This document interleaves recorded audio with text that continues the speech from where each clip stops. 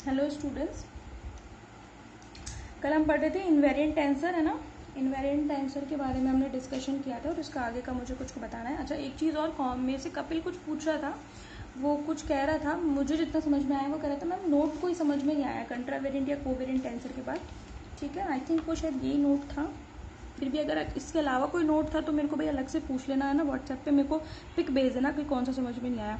ये तो यूँ कह रहा है कि एन डायमेंशनल अगर इस फर्स्ट रैंक कोवेरिएंट टेंसर है, ठीक है, या कंट्रावेरिएंट है, तो उसमें अगर एन डायमेंशनल स्पेस है तो उसके कंपोनेंट स्मॉल एन होंगे। ठीक है, जितने रैंक का है उतने कंपोनेंट, फर्स्ट रैंक का है तो एन कंपोनेंट होंगे, सेकंड रैंक का है तो एन स्क्वायर होंगे, थर्ड रैंक का है तो एन क्यूब होंगे। और 3 डायमेंशन है तो एन बराबर 3 रख दो। आप यहाँ पे भी एन बराबर 3 रख दो। 3 कंपोनेंट होंगे और 3 कंपोनेंट किस में होते हैं, वेक्टर में होते हैं, इसलिए वो वेक्टर क्वांटिटी होगी। समझ में आ गई। तो कोवेरिएंट में वही है जो कंट्रावेरिएंट में, आपको सिर्फ रैंक से मतलब है, जितनी रैंक का है कंपोनेंट उसी के अकॉर्डिंग हो गया, अब चाहे वो कंट्रावेरिएंट हो चाहे वो कोवेरिएंट हो। समझ में आ गई।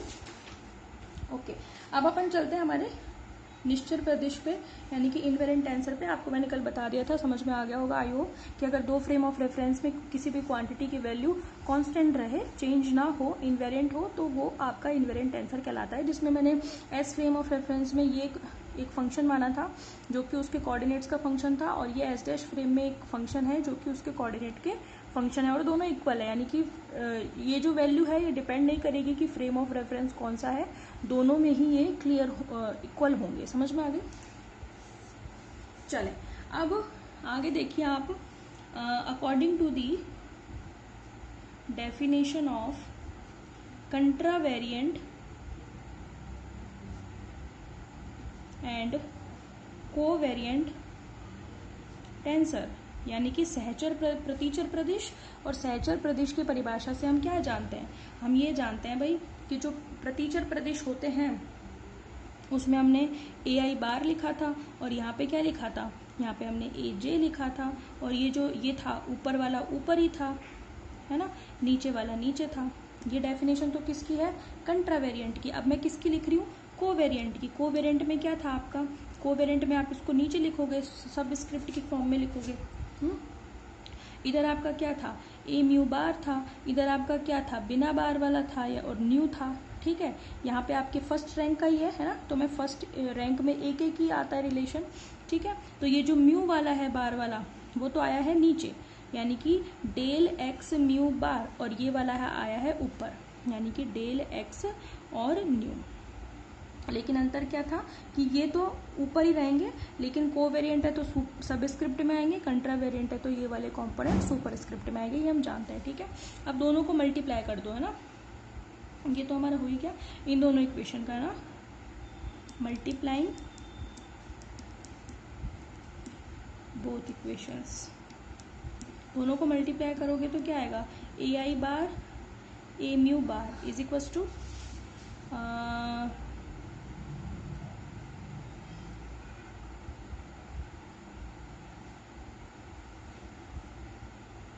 ठीक है भाई। अगर आप मल्टीप्लाई करते हो तो क्या आएगा, del x I bar upon del x j multiply by del x nu upon del x mu bar, है ना।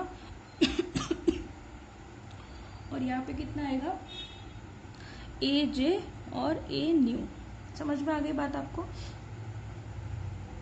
ठीक है, अब देखो, ठीक है, अब देखो अगर क्या हो जाए, आई इज इक्वल्स टू म्यू हो जाए, है ना। आई इज इक्वल्स टू म्यू होने का मतलब क्या है कि पहले फ्रेम ऑफ रेफरेंस में जो कंपोनेंट है कोई भी, वो दूसरे फ्रेम ऑफ रेफरेंस के कंपोनेंट के इक्वल है। ठीक है, तो आई बराबर म्यू हो जाए तो यही इक्वेशन क्या बन जाएगी, ए आई बार, ठीक है, और ये बन जाएगा आपका ए आई, क्योंकि आपने म्यू बराबर आई कर दिया है ना।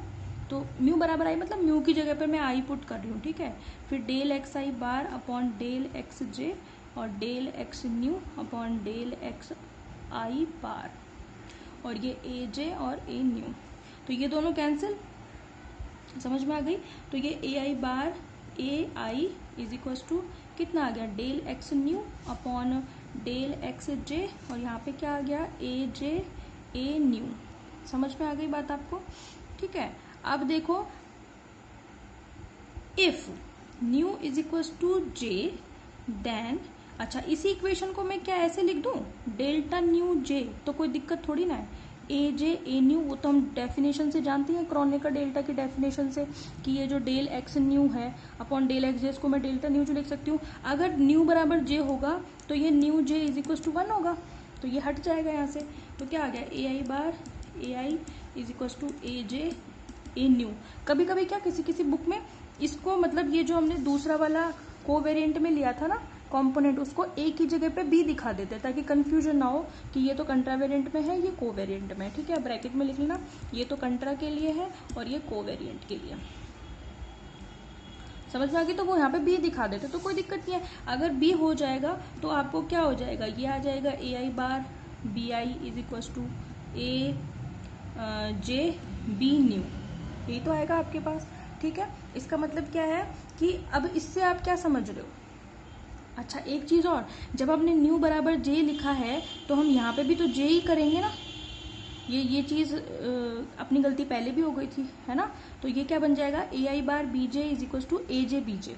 ठीक है, क्योंकि आपने न्यू की जगह पर क्या रख दिया, जे रख दिया, तो ये तो 1 हो ही गया, लेकिन ये जो न्यू है उसकी जगह पर भी तो जे हो जाएगा। ठीक है, इसका मतलब क्या है, ये बता रहा है इनवेरिएंसी को बता रहा है। ठीक है, तो this proves, it proves that कि जो ए J A I bar B आई जो है वो क्या है, इनवेरिएंट टेंसर है, यानी कि वो दूसरे फ्रेम में भी चेंज नहीं होता। देख रहे हो ना कि बार वाला जो है वो बिना बार वाले के इक्वल आता है। ठीक है, अच्छा ये ना बार है, इसके ऊपर भी बार है ना, मल्टीप्लाई किया ना हमने दोनों को, तो इनके ऊपर भी बार है, तो जो बार वाले हैं वो बिना बार वालों के इक्वल है, क्योंकि जब हमने क्या किया, ये दोनों मल्टीप्लाई तो किए थे, ये दोनों इक्वेशंस मल्टीप्लाई किए थे, दोनों के ऊपर बार है। समझ में आ गई बात आपको। इसका मतलब क्या है कि ए आई बार और बी आई बार जो है वो आपका क्या है, एक इनवेरिएंट टेंसर है। समझ में आ गई। ठीक है, यानी कि एस डैश फ्रेम में जो क्वांटिटी है वो एस फ्रेम में क्वांटिटी के इक्वल है। समझ में आ गई बात आपको। ठीक है, तो अब आपका ये कंप्लीट हो गया। अब हम देख लेते हैं मिक्स्ड टेंसर को, कि मिक्स्ड टेंसर क्या होता है। नाम से पता चल रहा है कि मिक्स्ड है वो। ये चौथा हो गया हमारा मिक्स्ड टेंसर। मिक्स्ड मतलब जिसमें हम सुपर स्क्रिप्ट भी यूज करेंगे और सब भी यूज करेंगे, यानी कि सुपर स्क्रिप्ट प्लस सब स्क्रिप्ट, यानी कि जिसमें ऊपर भी इंडिसेस लगाए जाएंगे किसी कंपोनेंट के और नीचे भी लगाए जाएंगे। ठीक है, तो आप डेफिनेशन क्या दोगे कि वो वाले प्रदेश जिसमें सुपर स्क्रिप्ट के साथ साथ सब स्क्रिप्ट का उपयोग भी किया जाता है वो मिक्स्ड टेंसर कहलाता है। यानी ठीक है, तो tensors in which we use superscript as well as subscript also are called mixed tensor. ठीक है, तो ट्रांसफॉर्मेशन इक्वेशन क्या होगी, transformation equation for these tensors will be as, कैसे होगी इक्वेशन, देखें जैसे सपोज करो आपके पास एक है आपके पास, अच्छा भाई फर्स्ट रैंक का मिक्स्ड टेंसर तो नहीं हो सकता ना। फर्स्ट रैंक का मतलब एक ही इंडिसेस काम में आएगी, तो एक इंडिसेस या तो आप कंट्रावेरिएंट में लगा सकते हो या कोवेरिएंट में लगा सकते हो, यानी कि एक सुपर में लगा सकते हो, सब में लगा सकते हो, दोनों में कैसे लगाओगे एक को। तो मिनिमम सेकंड रैंक का मिक्स्ड टेंसर ही पॉसिबल है, 2 रैंक से कम मिक्स्ड टेंसर पॉसिबल नहीं है। आई थिंक ये तो एक अंडरस्टूड सी बात है, समझ में आ गई। देखें अब आपके पास मैं एक मिनिमम रैंक यानी कि सेकंड रैंक का मिक्स्ड टेंसर दिखा रही हूँ। ठीक है, ए म्यू न्यू बार, हालांकि आप एक मिक्स्ड टेंसर पढ़ चुके हो, कौन सा, क्रोनेकर डेल्टा। क्रोनेकर डेल्टा अब तक पढ़ते आ रहे हैं हम, उसमें ऊपर भी लगाते हैं डेल्टा आई जे। मैंने आपको बताया भी था कि एक सेकंड रैंक का मिक्स्ड टेंसर है, क्योंकि इसमें हम सुपर स्क्रिप्ट भी यूज कर रहे हैं, सब स्क्रिप्ट भी यूज कर रहे हैं। समझ में आ रही है बात आपको। तो ये ए म्यू न्यू बार एक एस डैश फ्रेम में सेकंड रैंक का मिक्स्ड टेंसर है। ठीक है, इसके लिए मुझे क्या बताना है, 2 इंडिसेस हैं तो 2 रिलेशन लिखने पड़ेंगे, और यहाँ पे मैंने लिख दिया आई जे। समझ में आ गई। अब देखना कि ये चेंज कैसे होंगे। ठीक है, अब इसमें कोई घपला तो है नहीं कि हमें ऊपर ध्यान करना है नीचे ध्यान करना है। मैं आपको बता रही थी कि इसमें दोनों तरफ ही आएंगे, और ये जो आते हैं ये तो हमेशा ऊपर ही आते हैं, यानी कि इसमें तो सुपर स्क्रिप्ट यूज होती है। ठीक है, देखें कंट्रावेरिएंट में आपने क्या किया था, अब इसको भूल जाओ आप, सब स्क्रिप्ट को भूल जाओ। अब ये कंट्रावेरिएंट बन गया। कंट्रावेरिएंट में आपने जो बार वाला था उसको ऊपर ही तो लगाया था, यानी कि आप क्या लिखोगे, डेल एक्स म्यू बार। समझ में आ गई। अब इसको छुपा लो। अब ये बन गया covariant.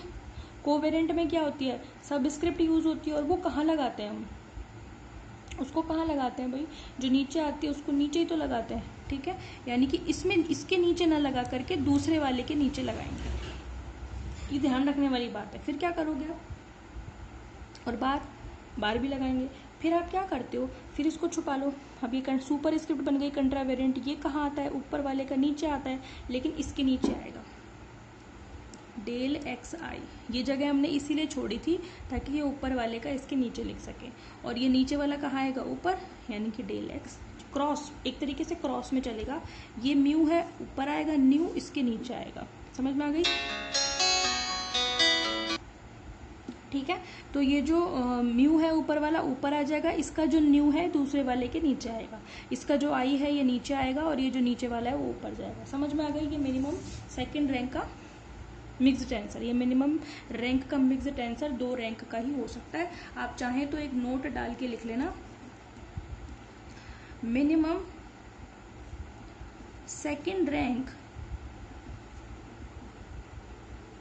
Tensor can be possible as a mixed tensor, यानी कि न्यूनतम 2 कोटि का प्रदेश एक मिश्रित प्रदेश हो सकता है, ठीक है। इससे कम पॉसिबल नहीं है, ठीक है भाई। अब अगर आपको इसमें कोई डाउट रह गया तो वो अब नहीं रहेगा, क्योंकि मैं हायर ऑर्डर बता रही हूँ। Higher order mixed tensor. अच्छा एक चीज मुझे बताओ, इसमें नंबर ऑफ कंपोनेंट्स कैसे होंगे। कंपोनेंट्स जो हैं वो n डायमेंशन में तो कितने होंगे, ऑब्वियस सी बात है भाई, n स्क्वायर होंगे। 2 इंडिसेस, मैंने कहा नंबर ऑफ इंडिसेस जो है उसी हिसाब से कंपोनेंट हो जाते हैं। 2 रैंक का है तो 2 हो जाएंगे, और अगर 3 डायमेंशन है तो कितने हो जाएंगे, 3 स्क्वायर, यानी कि 9 कंपोनेंट हो जाएंगे। समझ में आ रही है। तो ये तो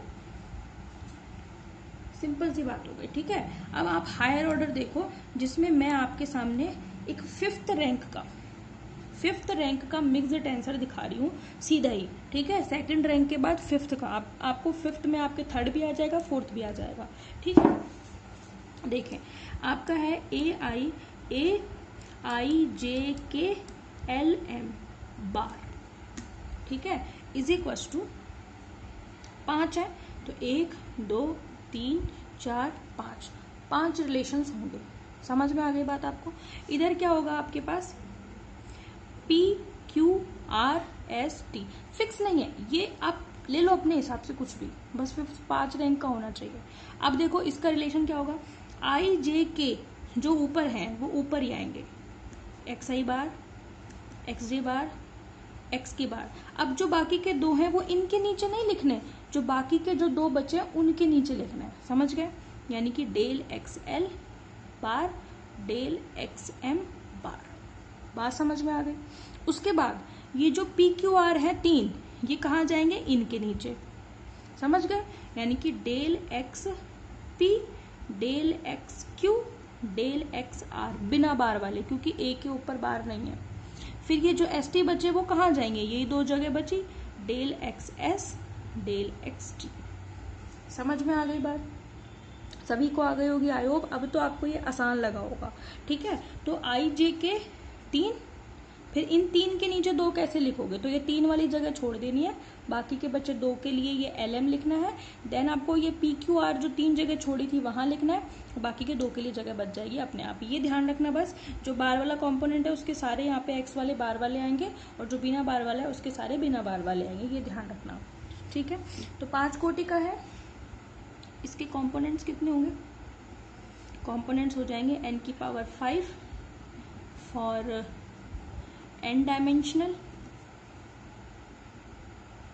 स्पेस, और ठीक है, बाकी 3 डायमेंशन के लिए 3⁵ हो जाएंगे ना। समझ में आ गई बात। तो जो क्रोनेकर डेल्टा होता है इसमें वो एक मिक्स्ड टेंसर होता है। समझ में आ गई।